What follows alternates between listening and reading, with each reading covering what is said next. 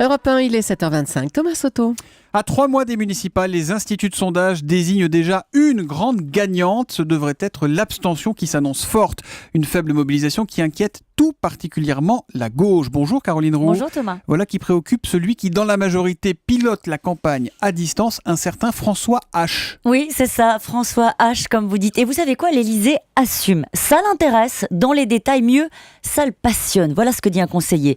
Il commence ses entretiens avec ses visiteurs à l'Élysée en campagne par une question systématique.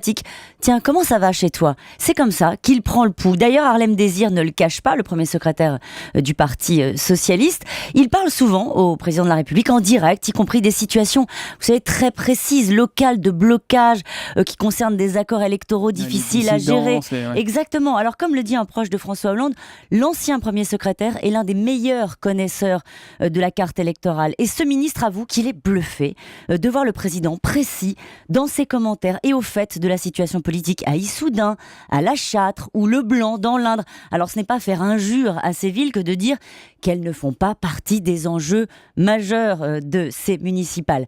Alors, comme Chirac et Mitterrand, François Hollande surveille la situation au jour le jour de l'Élysée. Il pronostique, selon ses proches, un résultat gris en mars prochain, c'est-à-dire un entre-deux sans victoire de la droite et sans défaite de la gauche. Alors, allons plus loin, Caroline. Est-ce que le chef de l'État va faire campagne ? Est-ce qu'on va le voir faire quelques déplacements pour soutenir ses amis politiques ? Oui ou non ? Officiellement, non. Officiellement, parce que ces déplacements qu'il a repris à Toulouse seront toujours calibrés sur le même format.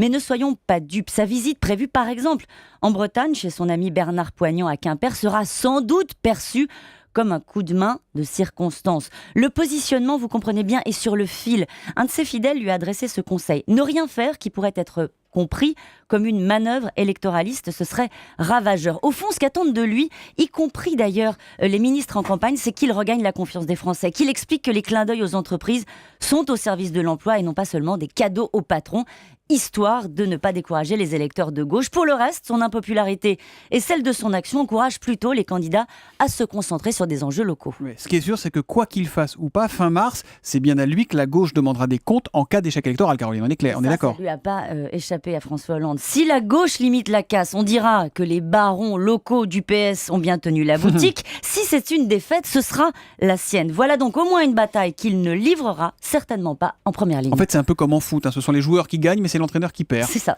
L'info politique de Caroline Roux revient demain à 7h25 sur Europe 1. À demain, Caroline. À demain, Thomas.